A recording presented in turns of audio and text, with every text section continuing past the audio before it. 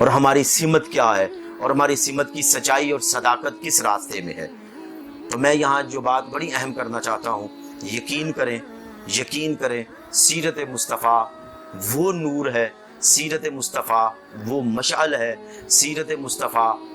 وہ آئینہ ہے کہ جس میں کسی قسم کی رب کریم نے نہ کمی رکھی ہے، نہ کجی رکھی ہے، نہ نقص رکھا ہے، نہ عیب رکھا ہے، نہ کوئی جھول رکھا ہے۔ ہر سطح پر مصطفیٰ کی سیرت کو کامل اور اکمل اور اعلیٰ پیدا کیا ہے۔ آج ہم اپنے رویے اپنوں سے دیکھیں، آج ہم اپنی انداز گفتگو اپنوں سے دیکھیں۔ ہم لب کھولتے ہیں تو گالی نکلتی ہے، ہم زبان کھولتے ہیں تو ترشی نکلتی ہے، ہم زبان کھولتے ہیں تو جنگ اور لڑائی کا سما بن جاتا ہے، اختلافات پڑتے ہیں، نفرتیں جنم لیتی ہیں، تشدد جنم لیتا ہے، انتہا پسندی جنم لیتی ہے، اور ہم لوگ انتہا پسند سے انتہا پسند ہوتے جا رہے ہیں اپنی انا کی وجہ سے، اپنی ضد کی وجہ سے، اپنی ہٹ دھرمی کی وجہ سے۔ ہم نے ہر ایک آدمی نے اللہ کی اسلام منتخب کر لیا ہے، ہر آدمی نے الگ دین منتخب کر لیا ہے، اور وہی اس کی کل دنیا ہے، اور وہی اس کا کل ایمان ہے، اور وہ اس سے باہر کی طرف نکل کے نہیں دیکھنا چاہتا کہ اصل دین، اصل ایمان، اصل آئینہ جو ہے وہ تو مصطفیٰ کی سیرت کی روشنی میں ہے، وہ تو مصطفیٰ کریم صلی اللہ علیہ وسلم کے کردار کی روشنی میں ہے، وہ صحابہ مصطفیٰ کے کردار کی روشنی میں ہے، وہ اہل بیت اطہار کے کردار کی روشنی میں ہے، وہ اولیاء کرام اور صوفیاء عظام کے کردار اور عملی زندگی کی روشنی میں ہے۔ اور یہ سارے جو طبقے گزرے ہیں، طبقات مقدسہ گزرے ہیں، چاہے وہ طبقات مقدسہ صحابہ کے ہیں، چاہے وہ طبقہ اہل بیت اطہار کا ہے، چاہے وہ طبقہ تابعین و تبع تابعین کا ہے، چاہے وہ طبقہ اولیاء کرام کا ہے، یہ تمام تر طبقات ہیں جنہوں نے اپنی زندگیاں سیرت مصطفیٰ کے آئینے میں ہی اپنے کردار کے حد و حال کو درست کیا ہے۔ اور اگر آج ہم بھی یہ چاہتے ہیں کہ ہم اپنے کردار کے حد و حال کو درست کریں تو اس کے لیے بہترین نمونہ جو ہے وہ مصطفیٰ کریم کی سیرت کا ہے۔ مجھے یہاں ایک بات یاد آ گئی، گاندھی صاحب سے کسی نے آ کے ملاقات کی،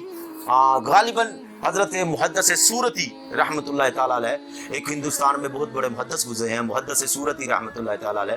تو آپ کی ملاقات گاندھی سے ہوئی تو گاندھی نے آپ سے کہا کہ میں نے سیرت مصطفیٰ کا مطالعہ کیا ہے، کردار مصطفیٰ کا مطالعہ کیا ہے، حضور کی 63 سالہ حیات کا مطالعہ کیا ہے، مجھے تو حضور کی سیرت میں کہیں بھی کوئی کمی نظر نہیں آئی، کوئی کچی نظر نہیں آئی، کوئی کمزوری نظر نہیں آئی، کوئی نقص نظر نہیں آیا، اتنی کامل سیرت، اتنی کامل زندگی۔ وہ بڑا متاثر نظر آ رہا تھا، اس کے لب و لہجے بتا رہے تھے، اس کا انداز بتا رہا تھا، لب و لہجے کی رونق بتا رہی تھی کہ بھائی یہ بڑا متاثر ہے حضور کی سیرت سے۔ تو اس نے کہا میں تو بہت متاثر ہوں، ایسی کامل زندگی کہ جس میں کوئی نقص نہ ہو، کوئی عیب نہ ہو، بندہ تلاش بھی کرتا رہے تو کوئی نقص جزیہ بھی تلاش نہ کر سکے، ذرہ بھر بھی تلاش نہ کر سکے، تو ایسی کامل زندگی تو کسی کی نہیں۔ تو محدث سورتی علیہ رحمہ مسکرائے، آپ نے فرمایا اگر تمہیں میرے آقا کی اور میرے نبی کی زندگی اتنی کامل نظر آتی ہے تو آپ فرمانے لگے بتاؤ کیا میرے نبی مکرم کی زندگی کے سامنے کسی اور کی زندگی بھی کائنات میں تمہیں اتنی کامل نظر آئی ہے بشری باب کے اندر؟ اس نے کہا نہیں، پوری کائنات میں بشری باب کے اندر اگر کسی کی زندگی کامل نظر آئی ہے تو وہ مصطفیٰ کی زندگی ہے۔ تو محدث سورتی مسکرا پڑے تو کہا پھر گاندھی دیر کس بات کی کرتے ہو، پھر مصطفیٰ کی سیرت و کردار کو سمجھ کے حضور کے دامن کرم میں آ جاؤ اور دامن ایمان میں آ جاؤ۔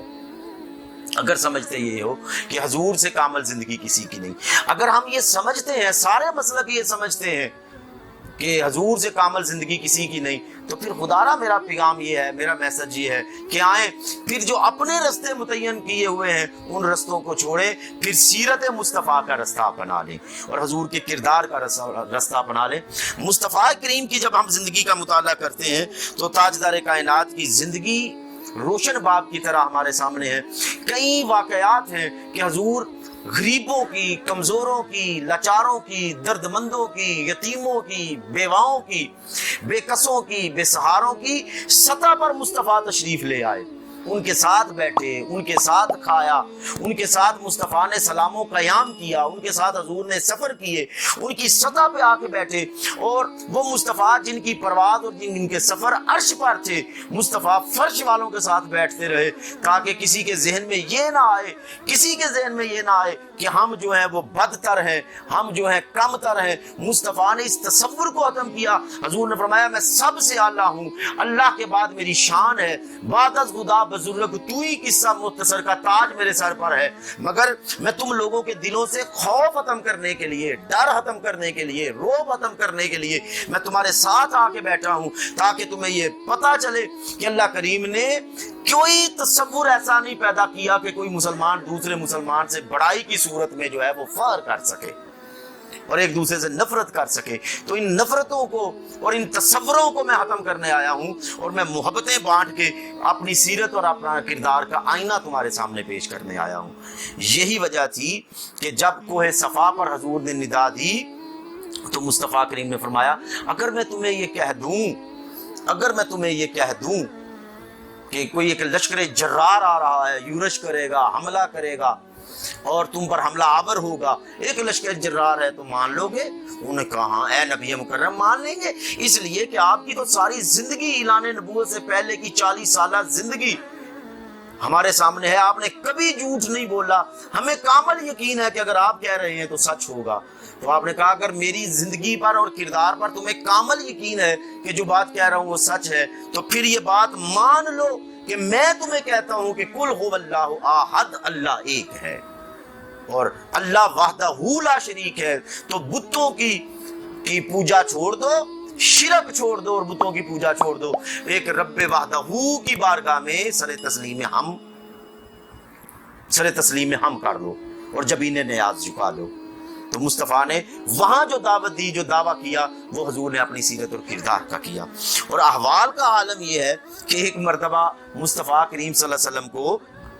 دیکھ کے ایک آدمی روب سے کانپنے لگا، تھر تھر، اس کی ٹانگیں جو ہیں وہ تھر تھر کانپنے لگی۔ ہائے ہائے کیا خوبصورت بات ہے، تھر تھر کانپنے لگی، ٹانگیں اس کی تھر تھر کانپنے لگی، لرزہ پر اندام ہو گیا۔ تو مصطفیٰ نے فرمایا کہ تم میرے روب کی وجہ سے کانپ رہے ہو، تم جو میرے روب کی وجہ سے کانپ رہے ہو، تو میں تو قریش کی اس خاتون کا بیٹا ہوں جو سوکھی روٹی کھایا کرتی تھی۔ یہ تصور دیکھیں جو مصطفیٰ دے رہے ہیں، آدمیت کو جو سلیقہ سکھا رہے ہیں، انسانیت کو جو برتری کا اور جو انسانیت کی وقار کا اور انسانیت کے حسن کا اور حسن میں کمال کا جو تصور مصطفیٰ دے رہے ہیں، وہ یہ دے رہے ہیں کہ مجھ آمینہ کے لال سے تم ڈر رہے ہو، خوف کھا رہے ہو، تو میں تو اس عورت قریشی خاتون کا بیٹا ہوں کہ جو کی سوکھی روٹی کھایا کرتی تھی۔ اگر ایک عورت حضور کی بارگاہ میں آتی ہے، مجنون ہے، اور آ کے کہتی ہے مدینے کی حضور مجھے آپ سے کوئی کام ہے، تو مصطفیٰ کہتے ہیں کہ چلو میں تمہارے ساتھ کام کے لیے نکلتا ہوں، تمہارا کام کرتا ہوں، کہاں تمہیں مجھ سے کام ہے، کیا بات کرنا چاہتی ہو؟ وہ حضور کو لے کے مدینہ شریف میں گھومتی ہے، کبھی کسی گلی میں، کبھی کسی چوک میں، کبھی کسی چوراہے میں، وہ لے کے مصطفیٰ کو چلتی ہے۔ ذرا عالم تصور میں جائیں، عالم تصور میں جائیں، ایک پگلی ہے، ایک مجنون عورت ہے، اور مصطفیٰ کریم کو لے کر مدینے کی گلیوں میں گھوم رہی ہے اور آمینہ کے لال اس کے پیچھے گھوم رہے ہیں۔ حضور یہ نہیں دیکھا آقا نے اس کا سٹیٹس کیا ہے، اس کا منصب کیا ہے، اس کا عہدہ کیا ہے، اس کے پاس کوئی ذمہ داری ہے، یہ کس قبیلے سے تعلق رکھتی ہے، اس کا پولیٹیکل بیک گراؤنڈ کیا ہے، اس کا سیاسی پس منظر کیا ہے، یہ کس قبیلے سے تعلق رکھتی ہے۔ حضور نے کچھ بھی نہیں دیکھا، حضور نے صرف اتنا دیکھا کہ ایک خاتون میرے پاس آئی ہے حاجت لے کر، ایک خاتون میرے پاس آئی ہے سوال لے کر، تو مجھ محمد عربی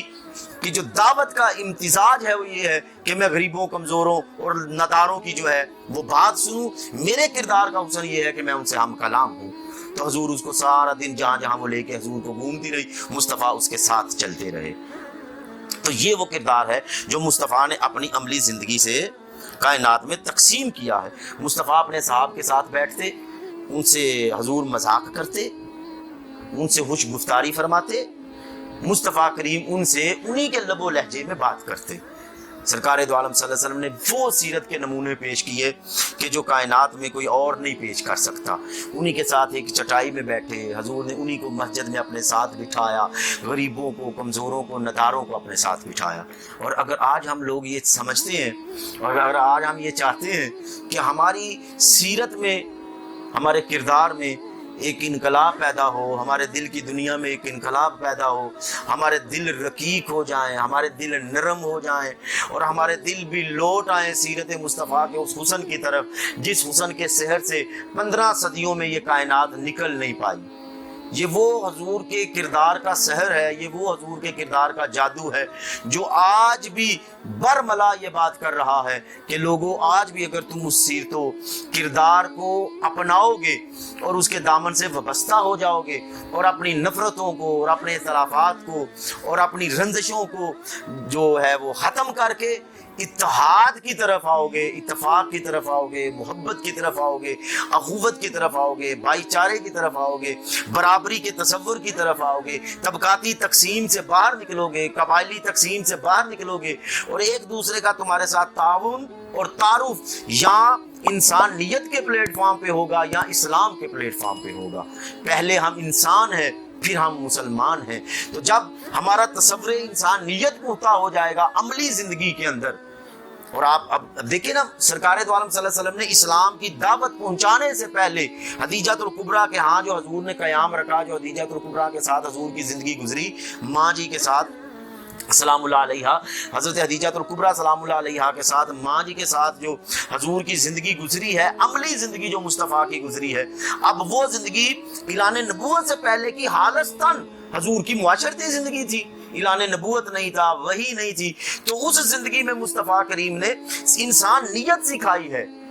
اس زندگی میں مصطفیٰ نے طرز انسانیت دیا ہے، کردار دیا ہے، اور اسی طرز انسانیت اور طرز کردار کی بنیاد پر جب حضور نے دعویٰ اعلان نبوت کا کیا تو وہی کردار اس کی بنیاد بنا جو اعلان نبوت سے پہلے تھا۔ اور اعلان نبوت سے پہلے کا کردار اسلام کا